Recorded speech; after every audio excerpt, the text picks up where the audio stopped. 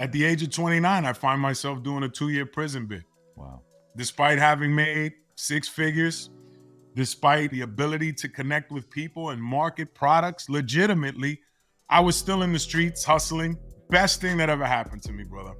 You're forced to learn about why you ended up there. Most people just kill time and they don't take the time to dive deep. I looked at it like school. I was sober for 2 years for the first time in my life. I met my now wife 9 months before going in. I learned who my true friends were, who was writing me, who was coming to see me, who was sending me a couple of bucks, and then I learned who my true friends weren't. Life is an amazing journey, and mine has been full of ebbs and flows of good and bad and mistakes and learning. What's up, everybody? I'm Chaz Wolfe, Gathering the Kings podcast, coming back to you here today with another king on the stage, my brother, Sean Martin. How we doing today? I'm doing great, brother. How about yourself? Well, I'm here with you, so it can't be bad because you've got I'm flattered. not only an incredible story, but I got jacked up just even I had about 10 minutes right before the show started, which is not normal. I'm normally like minute to the minute, call to call. And so I had a couple of minutes and I was going to just indulge on some of your social media because you've got just a huge following and I just love what you're doing with your message. And I got fired up before this show. I had to kind of calm it down when you got on because I don't want to be fanboying on you, but I got fired up listening to some of your stuff. You were eye to eye with Tony Robbins. I was just like, dude, I'm excited for this conversation. So please, without further ado, please tell us what kind of business that you have, maybe a little bit of some other business that you've been a part of, and then we'll get into the story. Sure. So my bread and butter business and what, allows me and you to build and connect here today is durable medical equipment, medical supplies. So post-orthopedic surgical bracing, in-home rehabilitation equipment, including but not limited to cryo, heat therapy, continuous passive motion. So my dealings are with physicians who write me prescriptions. What's allowed me to become successful in this particular field is relationships. Mm-hmm. So I'm not a suit and tie guy. I was at one point. I've got the college degree. I did the monkey suit for a while. I did the cubicles for a while. And I was let's just say I wasn't lit up. Yeah. Dying inside like so many people. So I was fortunate enough to get a call one day during a sales job. I was selling yellow page advertising. Go figure.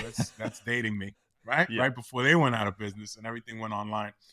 And a gentleman called me from a radiology group, and he was impressed by my pitch, and he told me to come in for an interview. And I couldn't say yes fast enough because I wanted to get out of the office. And lo and behold, I started doing some medical marketing. I was a donut boy. I would go around, I would meet the front desk girls and the front desk manager and try to get them to refer over radiology scans. So x-rays, MRIs, CAT scans, that kind of thing. When you go see a doctor outside of a hospital setting, they're going to refer you to a private institution that'll do that. So one thing led to another. And over the course of a decade of graduating from donut boy to now having meetings with office managers, practice owners, doctors, and physicians, I stumbled upon a great product that we've been able to help a lot of people with, and it's in the realm of orthopedic bracing. We specialize in that here in the New York City, New Jersey market on the northeast part of the country, and it's specific to this area because state by state insurance regulations limit us to these areas, and I'm also very comfortable in that space, and we've been able to do very well. But like I said, all relationships. If we were in a hospital setting or a big corporate setting, I wouldn't be able to thrive. I'm a city guy. I'm a city boy. I curse a lot.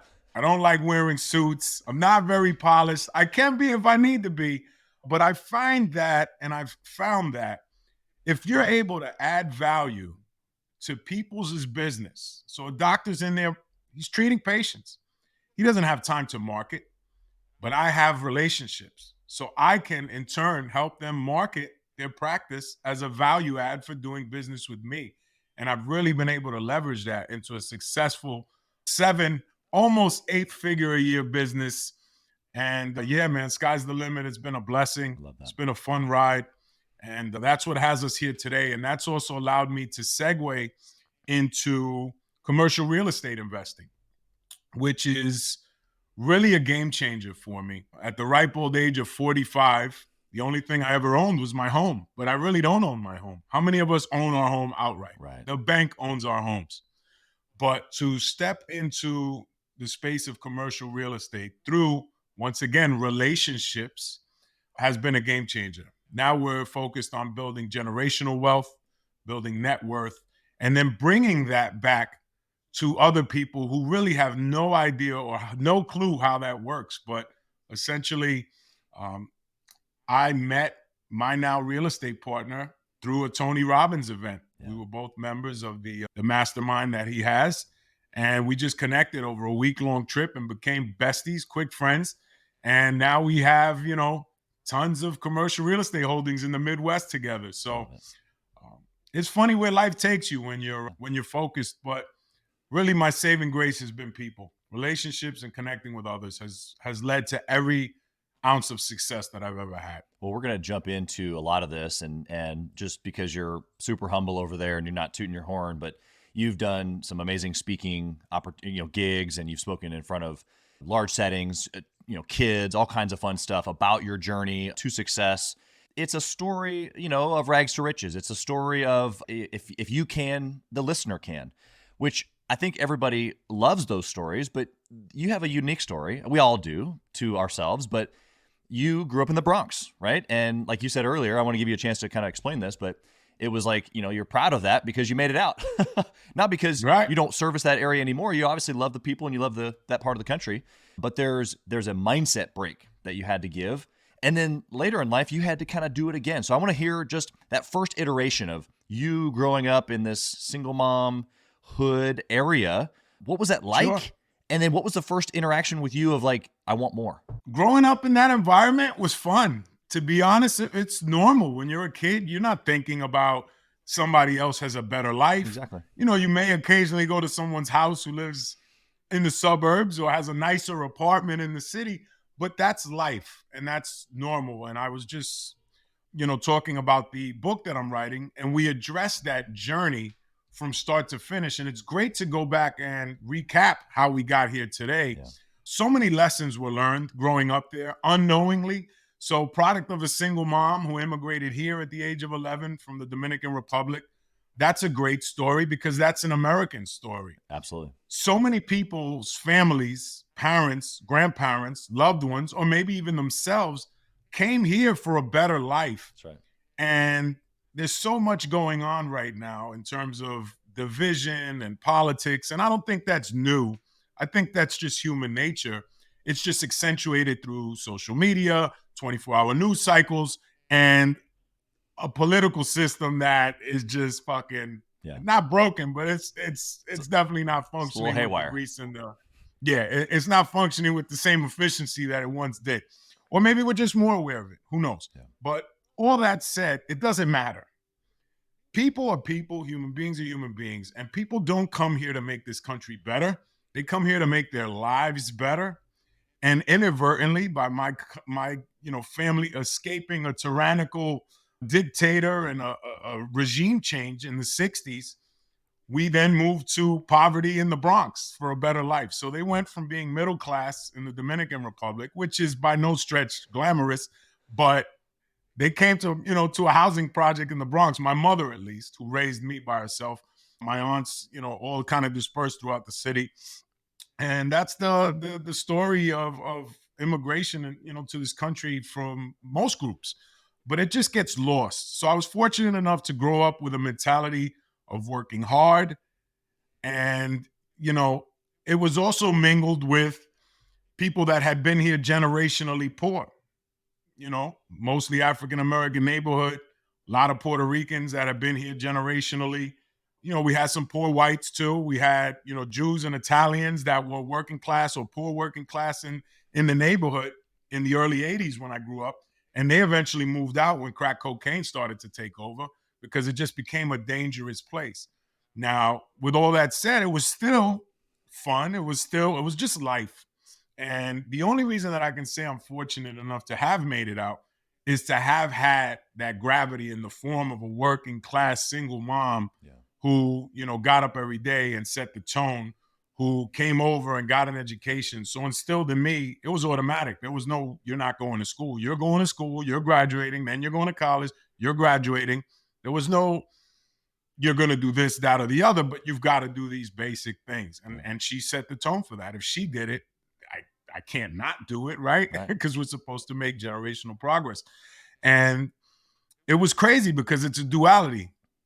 Not a terrible kid, but kind of on the outskirts of all this drug activity and seeing the criminals and hanging out with them, but avoiding some of the deeper dives into criminal activity, but being on the outskirts. Yeah. And at times not doing the right thing and, touching guns or, touching drugs and things of that nature. Because again, these were the guys with the flashy cars.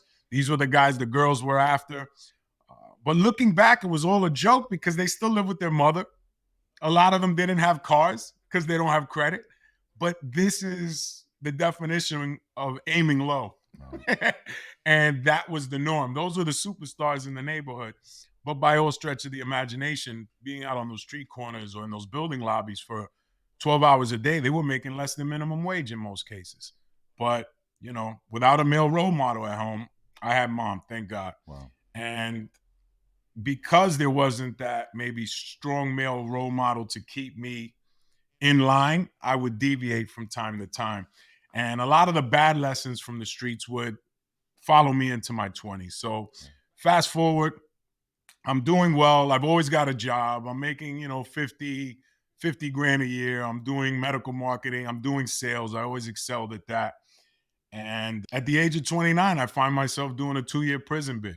Wow. And that's because despite having made 6 figures, despite having the gift of gab and the ability to connect with people and market products legitimately, I was still in the streets hustling, whether it be clothing or drugs, to make the extras. Yeah. And eventually got caught up, ended up doing 2 years, like I said.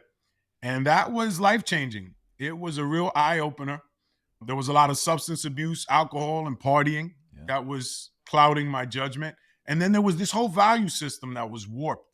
So growing up in the Bronx was beautiful, and it was a blessing, but it was also a curse. Okay. And for whatever reason, God, the universe, decided to put me in this position.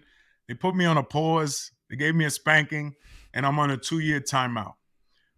Best thing that ever happened to me, brother. You're forced to learn about why you ended up there. Most people just kill time and they don't take the time to dive deep. But again, I was blessed enough to have a good upbringing, a lot of love, and an education. So I looked at it like school. I was sober for 2 years for the first time in my life up to that point that I can remember, past the age of 16. Wow. I met my now wife 9 months before going in. I learned who my true friends were, who was writing me, who was coming to see me, who was sending me a couple of bucks.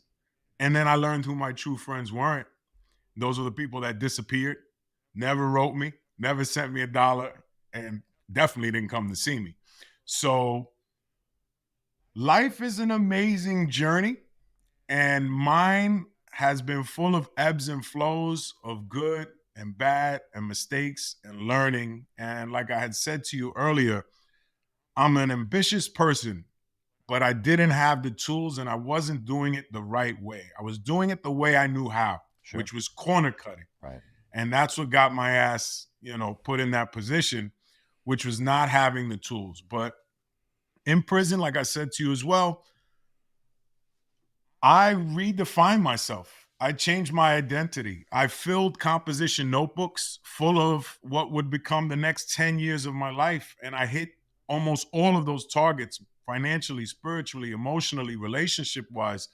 The house that I'm going to have, the children, the wife, the beautiful life that I had was actually created in a prison cell. I read over 200 books while there.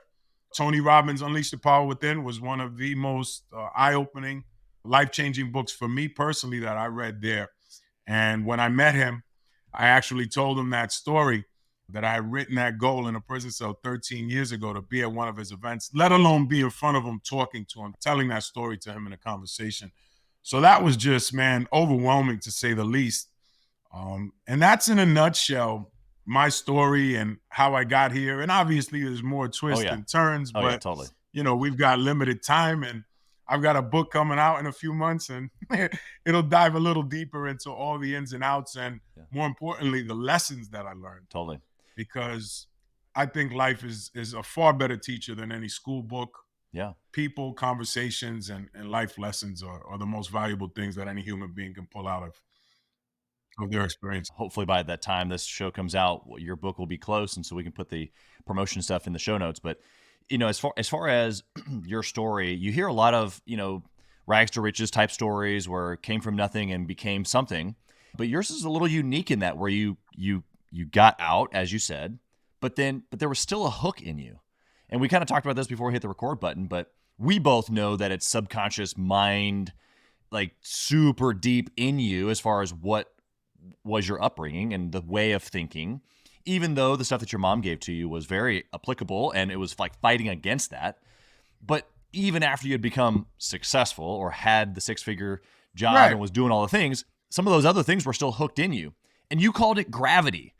Describe this like push-pull of like getting out, or really even just any circumstances of thinking small could be put in this category, right? Where we are here, but we want to get bigger, but we're fighting against gravity. Talk about this. So we're hardwired from the time we're babies, and we're programmed. And just like a PC that has that virus on it and just it can't get things together once it's kind of been infected, Yeah. that's how life is. And unfortunately, unless we have the tools, the know-how, the knowledge, and the discipline, most importantly, to completely change our identities, then we're going to be subconsciously sabotaging ourselves. And that was my story. I was a saboteur of my own life. I was afraid. Most people, they use the term fear of failure. I was afraid of success. Mm. I actually took these book of self-tests, and there's IQ tests and emotional intelligence tests. I scored off the chart for fear of success. And I didn't put two and two together until later. But here I am, this kid with all this ambition. And it harkens back to a book called The Little Engine That Could, that my mother read to me when I was a child. It's about this little engine that takes, wagons full of toys up this hill. And it's this little, I think I can, I think I can, I think I can. And the thing just powers up the hill as slow as can be, but eventually it makes it to the top of the hill. And that is the most valuable lesson that I was taught early on. So, childhood, good upbringing, filled with love, despite all the dysfunction and chaos around me. Sure. Ambition, because if I think I can, I can.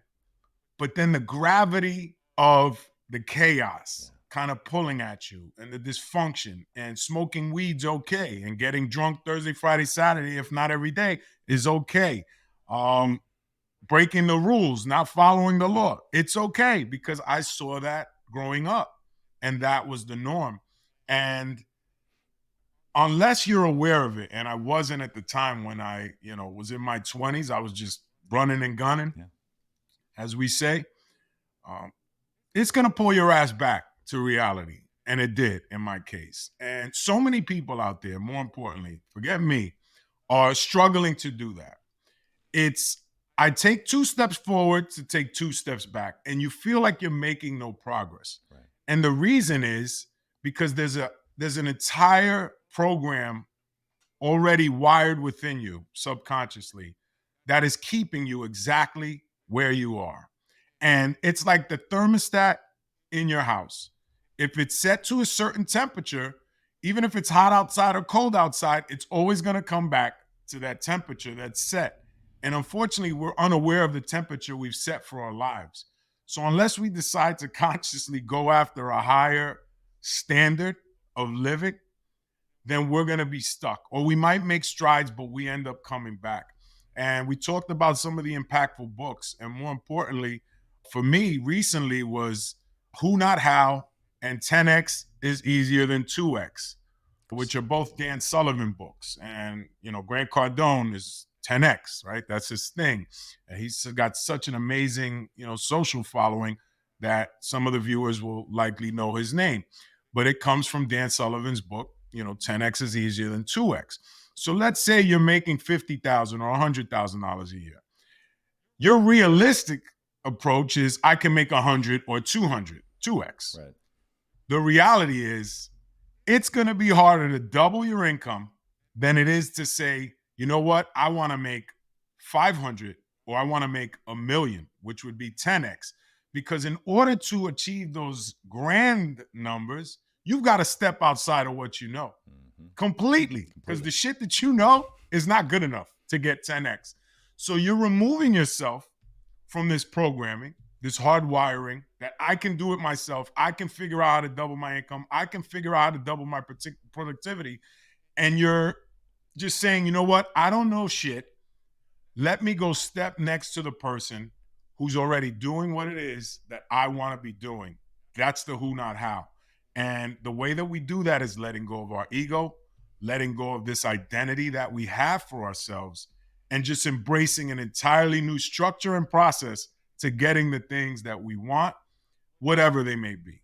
It may be, I use financial success because financial success, in my humble opinion, allows us the freedom to build our best selves, which then in turn will give us the life we truly want. Because you can buy stuff till you're blue in the face.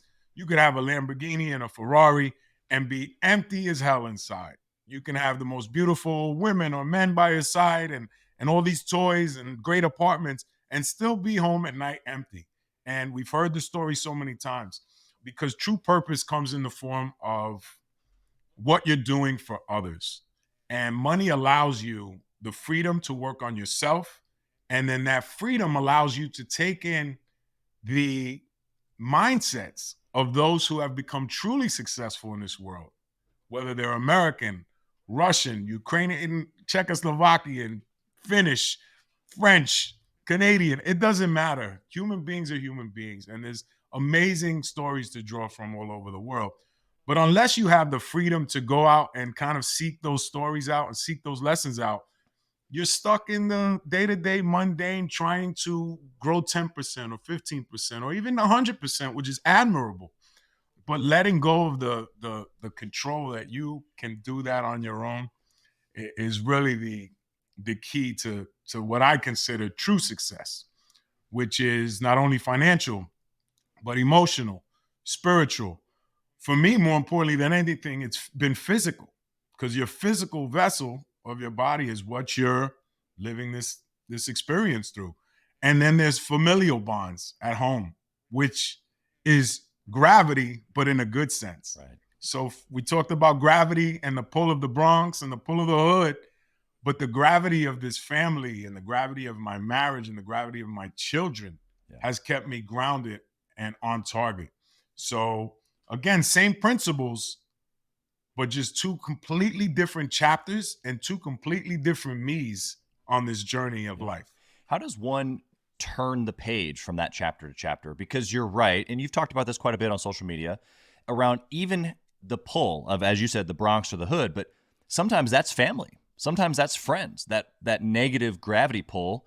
And sometimes it's the people that we think we love the most, or maybe we do love the most, and they actually just want to keep us where we are because they don't want to see us fail, and they love us, which actually is Right. the heartbreak or the dagger that kills success, because you actually have to go fail to accomplish these things. And so how does, even if they're experiencing that, whether it's the Bronx, whether it's family, whether it's whatever's that negative gravity, how are they turning the page over to the positive gravity that keeps them grounded? I think it's letting go.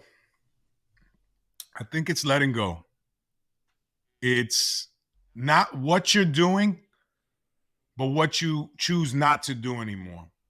So a great example for me, which I think will tie in to what you just asked me, was getting sober, making the decision to get sober about 18 months ago.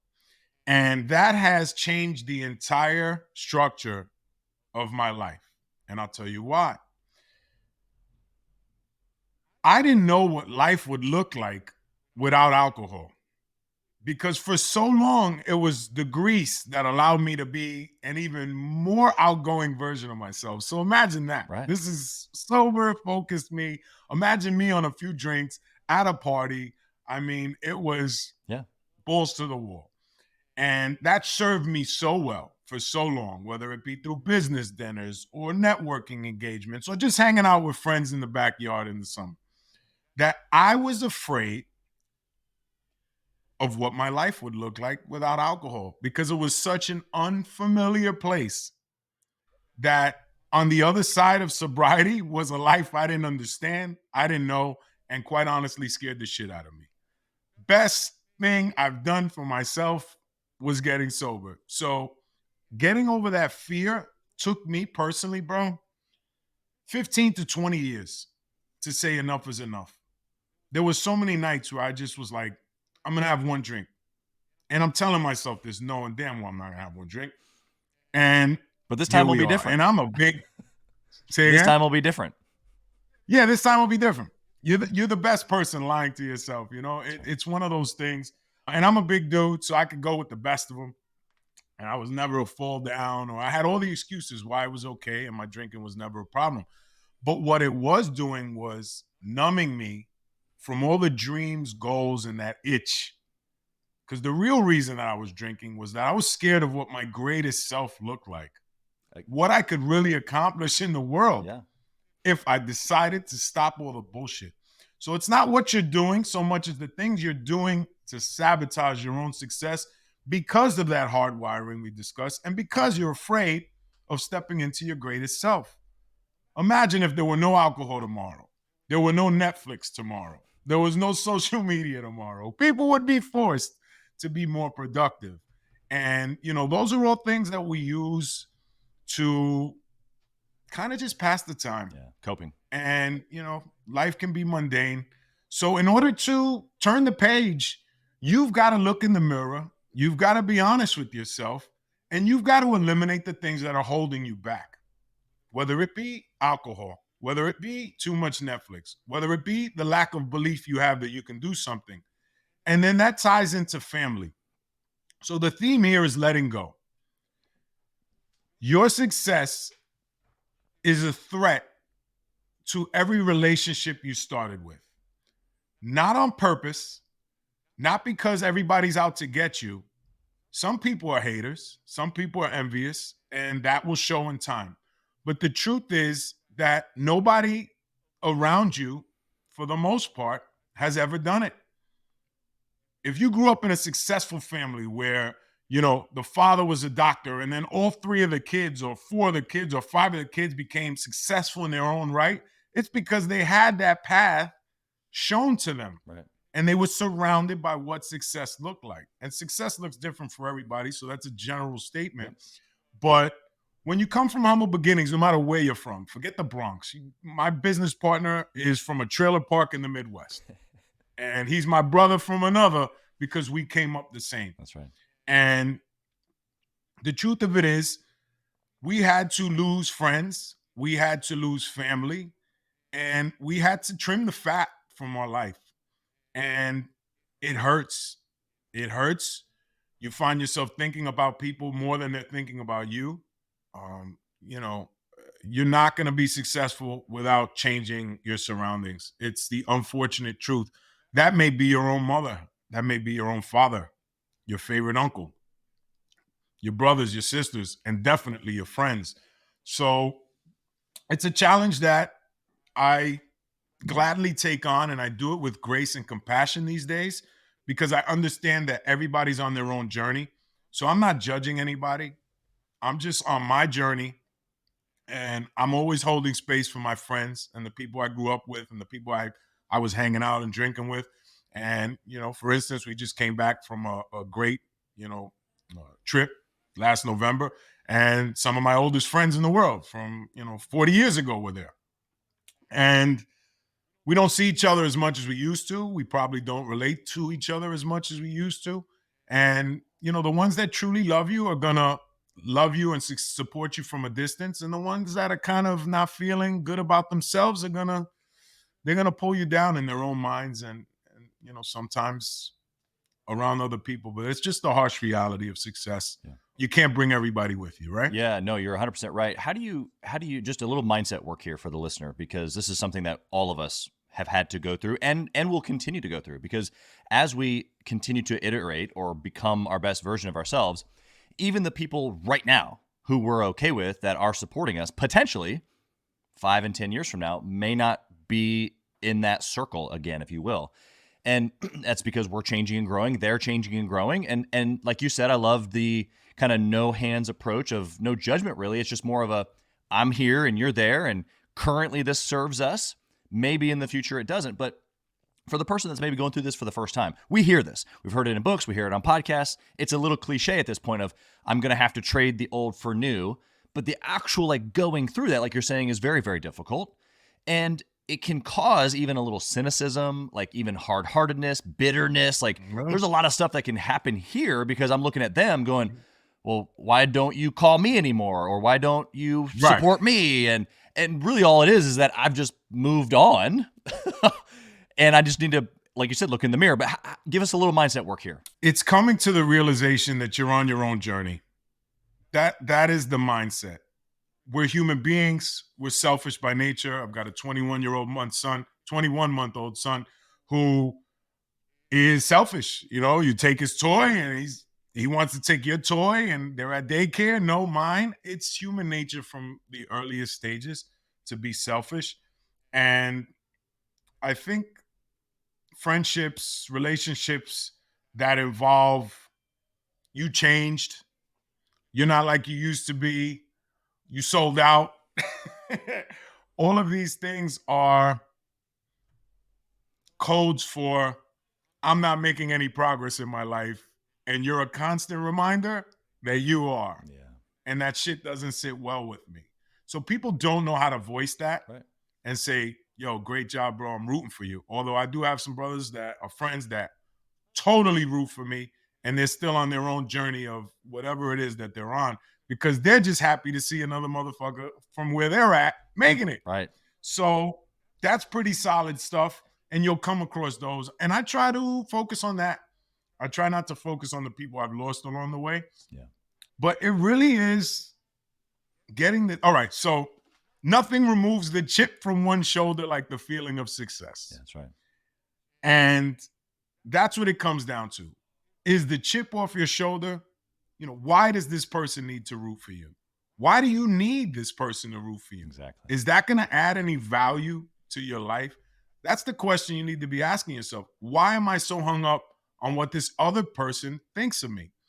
And there's a great quote, and I love quotes and cliches. And, you know, this one speaks to, you'll stop worrying about what other people think of you once you realize how seldom they do.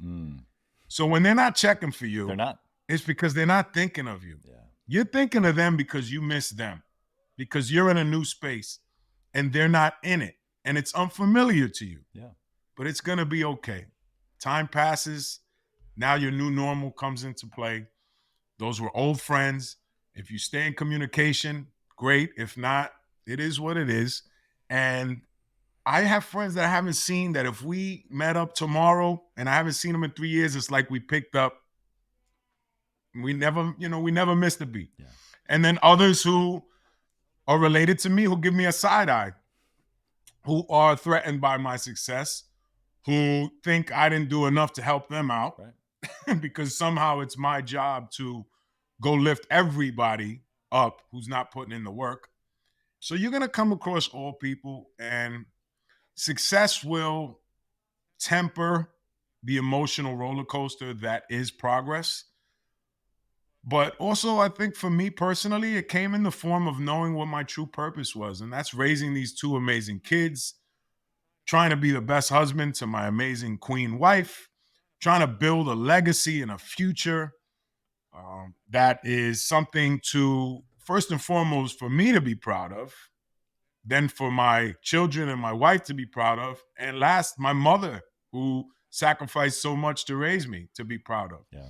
And that kind of gives me my North Star, where I'm looking forward so much that I'm not necessarily looking back at what I've lost. I'm looking I'm looking forward at what I have to gain. And that only comes with success. That only comes with wisdom.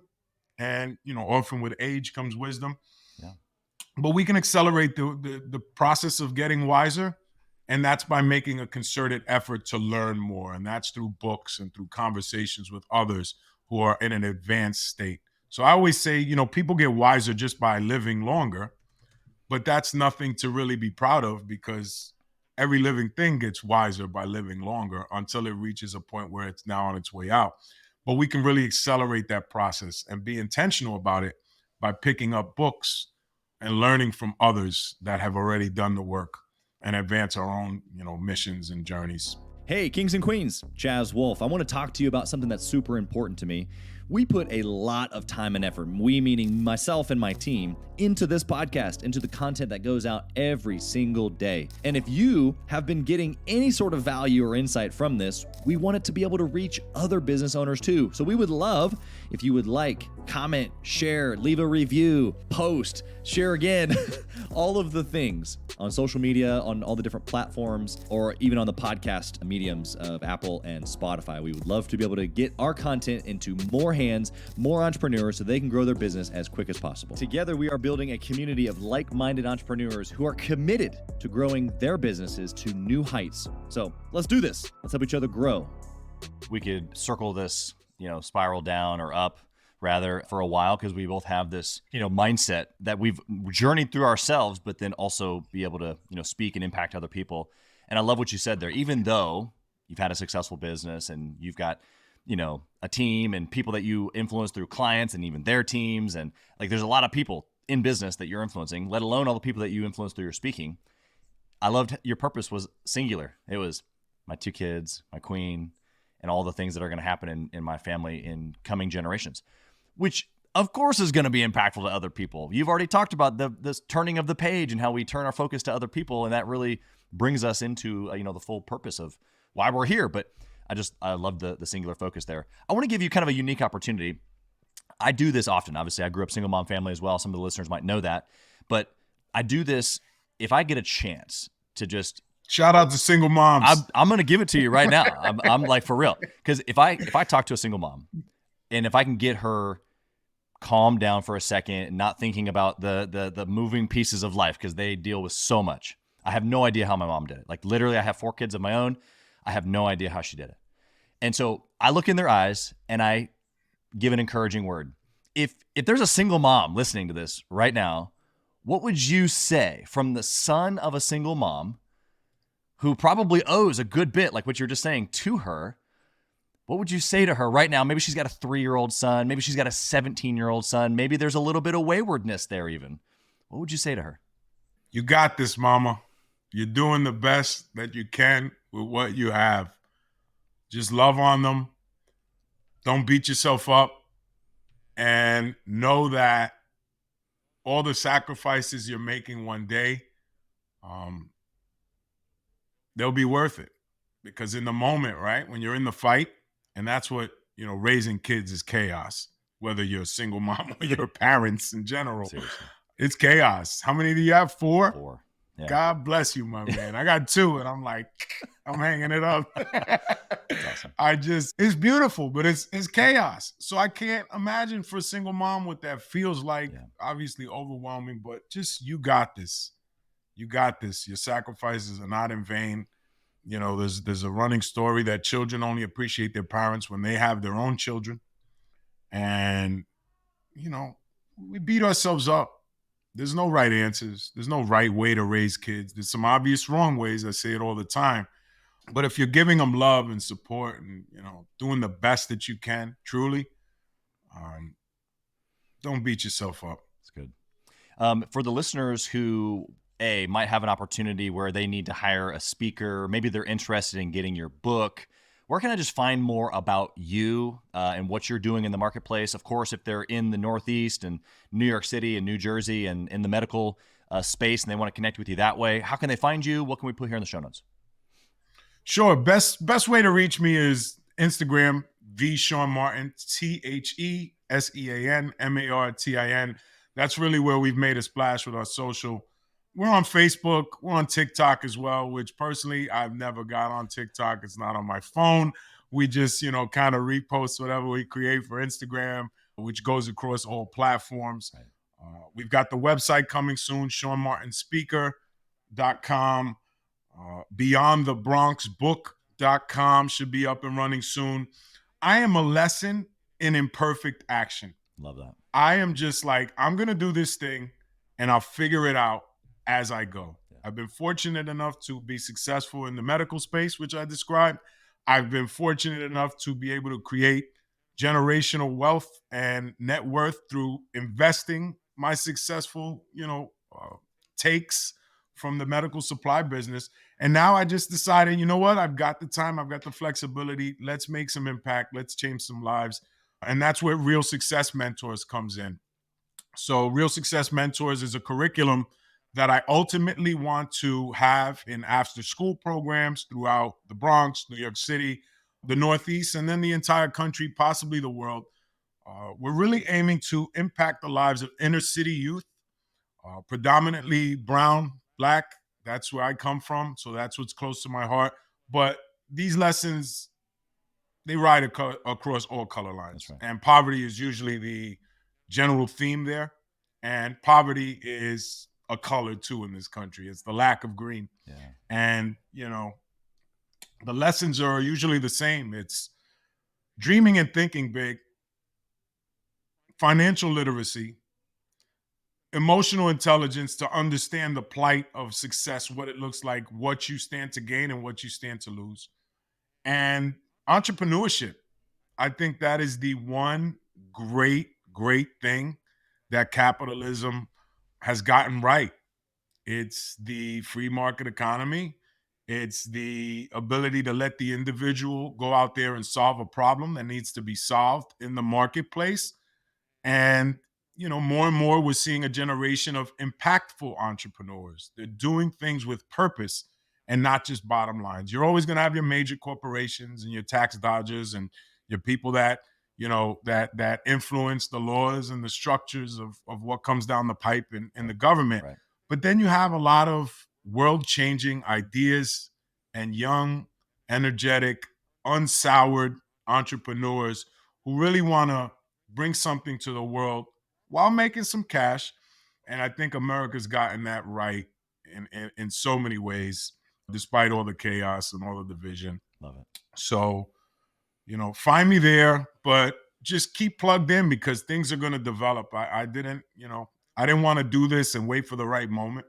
I just wanted to dive in, and you're getting to see it develop. So it'll be a fun year 2 and beyond of seeing this graduate and actually turn into what it is that I'm talking about and speaking about and aiming toward. But follow me on Instagram. That's by far the best way to see what I'm doing or see where I'm speaking or hear some of the gems that I've been able to drop. Same as you, brother. We're on a mission to connect with like-minded people, bring their stories to the world. And Real Success Mentors stands for Real Life Examples Altering Lives. People like yourself that come from humble beginnings and single mother households and not seeing success as the norm and somehow striving and getting it wrong and getting it wrong and getting it wrong to get it right eventually, and then bring it to others in an effort to maybe shorten the process for them if they're willing to take in the information, right, or hear it from the mouths of people that have lived it. Yeah. And that's the new mission that I'm on. And, the only thing that has made that possible is by finding success. Yeah. So love it, man. Well, we'll put all that in the show notes as well. And, really just the opportunity that you've given the listener is to create their future. You said you sat in a prison cell and you wrote out exactly what the next 10 years were going to look like. And funny how those things happen. All that happened. It happened just as the way you wrote it. You could look back. I have had these moments as well where I look back on things that I've written and I'm like, wow, that exact thing happened. And this is how it works, right? That gravity that you talk about, it's the same pull that we can use. And so what I'm hearing you say is that we get to watch this next version of gravity for you. You're just pulling things to you this time. And just like you did with the Tony Robbins deal. So we just appreciate you, man. Appreciate your optimism. and your hope for others. The transfer of courage that happened today on this show is real because there are other people right now who are in the Bronx or in the Midwest or in the South, and they have a limited belief of whether they can do it or not. And it's based on the way that they were raised or the environments that they were in. And your story is a testament that they can do whatever it is that they put their mind to and write down and focus on and run hard after, even if they don't have all the plans in place. Just go for it. Appreciate you. Cue the Blessings Journey to you. song. Don't stop believing. Exactly. On the Yes, cue outro. it. Yeah, boom. And you know my editor's going to do that exactly. It sounds cliche. It sounds simple. Oh, is it really that simple? If you don't believe, you got no shot. That's right. Don't stop. It really is that simple. And if you believe, you got a shot. Depending on the work ethic after that and the knowledge and what you take in, you got a better shot. But Vegas odds of not believing and being successful, pretty bad. I wouldn't place that bet. Not at all. So you got to believe, and you can't stop believing because you're going to get knocked on your ass so many times. And you're going to say, all right, I learned another way not to do it. All cliches. Yep. I did not invent this wheel. I'm just riding on a stagecoach that was invented by others before me, and I implore the listeners to do the same. So many tools out there, and I say this, I'll close out with, what does your social media feed look like? Is it full of Gathering the Kings podcasts, Deshaun Martin, pages? Is it full of crap that entertains you and passes the time? I like that stuff too. My friends send me videos. I get a hoot out of it every day, but that's not the majority of what my feed looks like. Eliminate the nonsense from your life. Again, it's not what you're doing, it's what you're not doing. If you're not wasting time, hours of time every day being entertained by silly shit, then you can be paying attention to hours of time on how to grow your life, how to grow your belief system, and how to learn the tools that are going to change your life. And not even your life. If you have children, they're going to change your children's life and the lives of the children's children. You're literally don't shortchange your ability to create legacy. You're essentially a grain of sand in endless time. What are you going to do with that? Are you going to waste away, or are you going to do something impactful that can, help you and help your children and the people you love the most experience life in a better capacity? So yeah, what's your social media feed look like? It may sound silly, but that little change can shift so many things. That's right. Well, blessings to you, brother. We appreciate you being here. I'm sure we'll be crossing paths again. Talk soon. Absolutely. Appreciate you having me. Thank you, brother. Thank you for listening to Gathering the Kings today. I hope that you were able to pull out a few nuggets to go apply into your business right away. More importantly, though, I hope that you're realizing that it takes more to be successful than just being by yourself, doing it all on your own, carrying the weight all by yourself. What I have realized, not only in my own journey from multiple businesses and multiple different industries, and now interviewing over 200 or 300 other very successful 7, 8, and 9-figure business owners, is that it's tough to do it alone. And so Gathering the Kings exists to bring together successful entrepreneurs. In fact, we are putting together 1,000 kings, specifically who are grateful but not done.